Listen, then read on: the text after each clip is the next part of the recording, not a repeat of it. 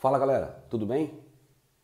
Estamos aqui de volta com mais uma mini aula do canal Felon Bill. Peço que você se inscreva no canal, marca aí as notificações e também me segue lá no Instagram, @lftuon, e no Facebook, Felipe Tuon.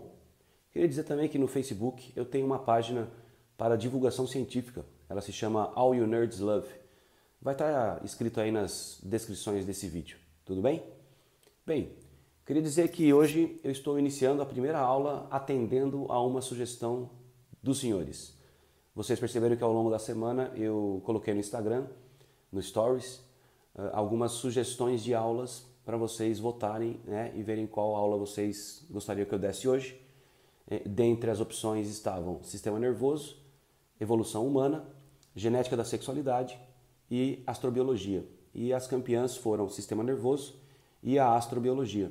Portanto, hoje vou dar aula de sistema nervoso, semana que vem a astrobiologia e nas outras semanas evolução humana e a genética da sexualidade. Muito obrigado pela participação de vocês. Bom, gente, começando então com essa aula número 5, né, a aula de sistema nervoso, o funcionamento desse sistema, né, de maneira completa. O sistema nervoso ele evoluiu e mudou muito ao longo da evolução dos animais, né? Os primeiros animais que formaram um sistema nervoso foram os quinidários, né? Do grupo, você conhece aí as águas-vivas, e esses animais apresentam um sistema nervoso muito primitivo, né? Formado aí por um grupo de células difusas pelos tecidos internos do corpo deles, né? Que não permite nenhuma compreensão maior do meio ambiente, apenas mudanças térmicas, mudanças de pressão, né?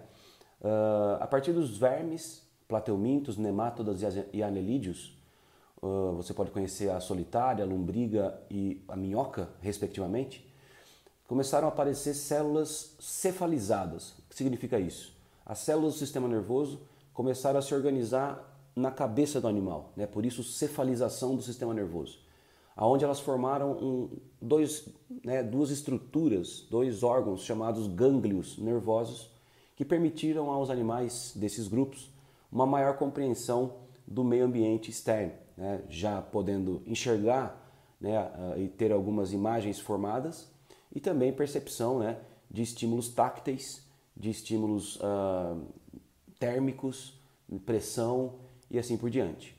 Nos animais superiores, né, no caso do grupo dos cordados, onde a gente encontra os peixes, anfíbios, répteis, aves e mamíferos, o sistema nervoso evoluiu bastante, né, na formação de um órgão chamado cérebro. O nosso cérebro, que fica na caixa craniana, e a medula espinhal, que fica dentro da coluna vertebral, são os dois principais órgãos que formam o nosso sistema nervoso.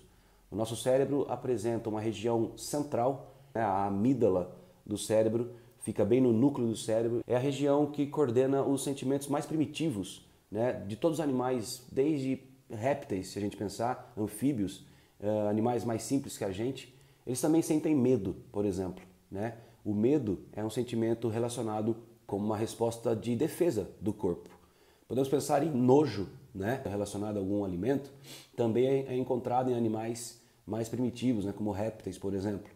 A sensação de alegria, felicidade, né, a brincadeira entre filhotes, por exemplo, de outros mamíferos e aves, também é um sentimento que a gente percebe que existe, né, desde seres mais simples que nós.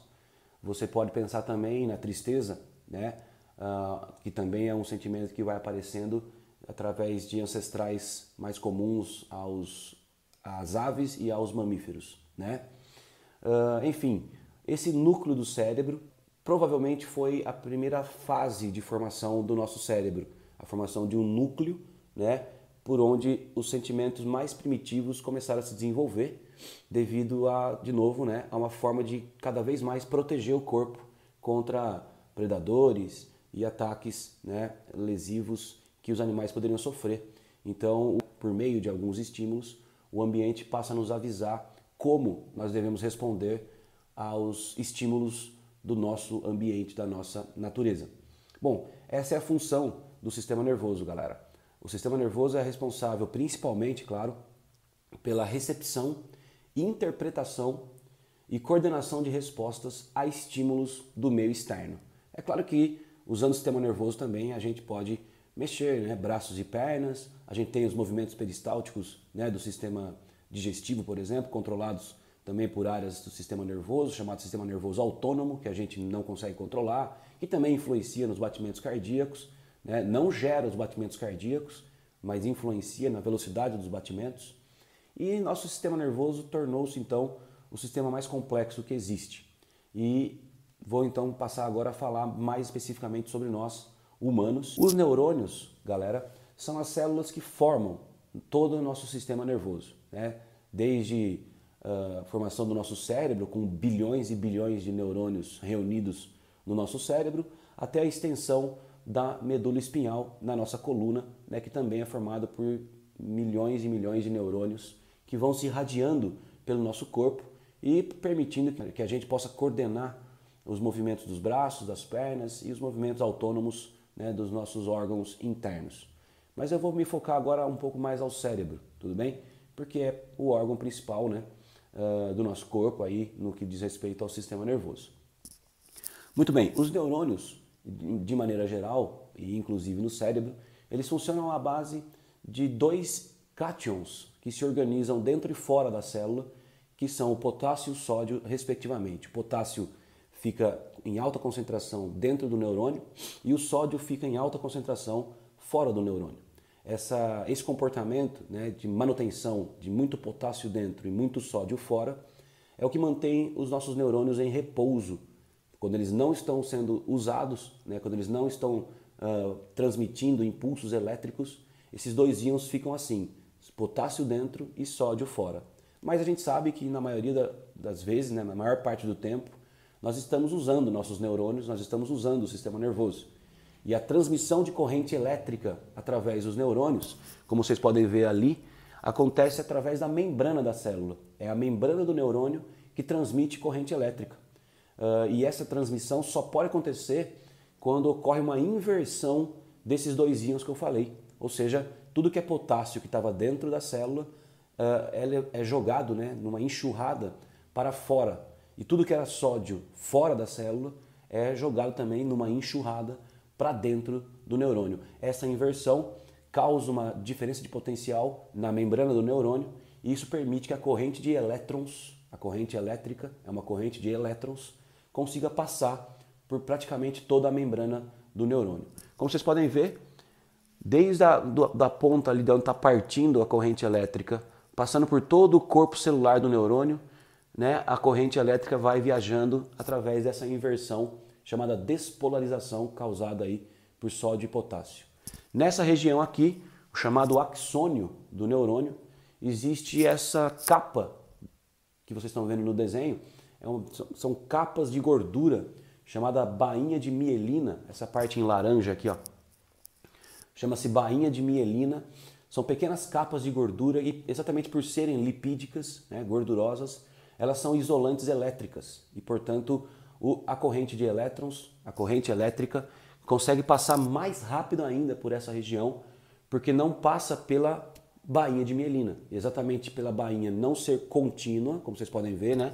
A bainha ela tem intervalos, ó, ela é intercalada com a membrana normal do neurônio.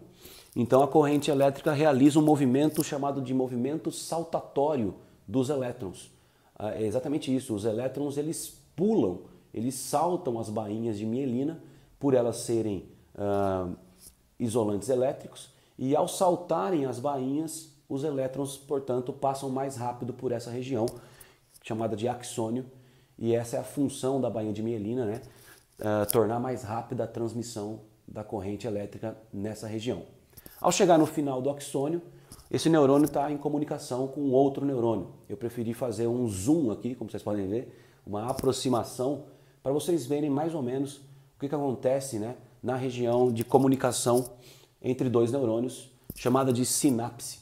Né? Aqui seria o terminal de um neurônio e aqui seria o começo de outro neurônio. Para ser mais exato, aqui seria o axônio do primeiro neurônio e essa região a gente chama de dendrito, que é sempre o início de um neurônio, né? a ramificação que recebe estímulos.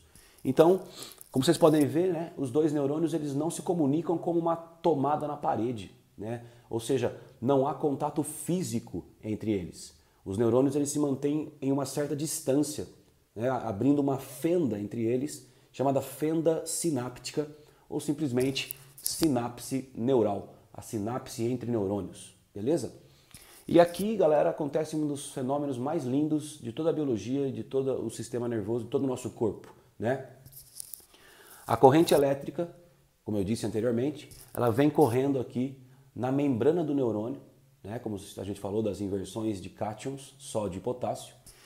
E quando essa corrente elétrica chega ao final do primeiro neurônio, ela estimula esse primeiro neurônio a liberar substâncias químicas nas sinapses, chamadas de neurotransmissores. Como vocês podem ver aqui, eu fiz dois tipos de neurotransmissores, né? Um verdinho triangular e um roxinho bolinhas, tudo bem?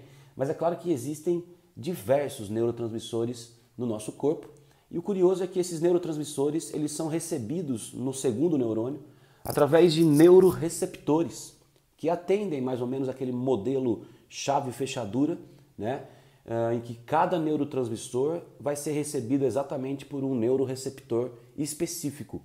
E quando essa conexão de neurotransmissores e neuroreceptores acontece idealmente, volta a correr uma corrente elétrica, galera, no segundo neurônio, e percebam, mantendo o mesmo tipo de informação que foi trazida do primeiro neurônio.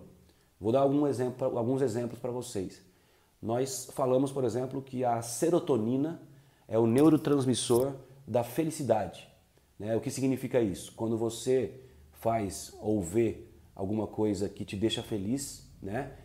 Como, por exemplo, dar um abraço em alguém, comer chocolate, né? Jogar algum esporte, alguma coisa que você gosta, que te deixa muito alegre, que significa que o teu cérebro, né, os seus neurônios, estão sendo banhados pelo neurotransmissor serotonina. A serotonina vai ser recebida nos neuroreceptores, né, entre os neurônios aqui, e vai discorrer uma corrente elétrica mantendo, né, a função de alegria, de felicidade no teu cérebro. Vamos lá, vou falar um outro sentimento que é muito famoso por nós e muito conhecido também, chamado amor. Pois é, galera, o amor é um sentimento causado por 3 neurotransmissores: a dopamina, a oxitocina e ela de novo, a serotonina. Ou seja, quando você vê alguém, quando você observa alguma coisa que você ama, né? E a gente pode amar coisas ou amar pessoas, que é o mais comum para nós, como por exemplo o amor de uma mãe para um filho, né? Que é considerado até na biologia como a forma de amor mais verdadeira possível, né? Porque é aí que a gente vê a enxurrada de neurotransmissores banhando o cérebro das pessoas e causando esse sentimento maravilhoso, inclusive, chamado amor, né? Então, basicamente é isso. O estímulo que você observou daquela coisa ou daquela pessoa que você ama causou em você uma corrente elétrica, né, que se dissipa pelos seus neurônios da maneira que eu expliquei ali no começo.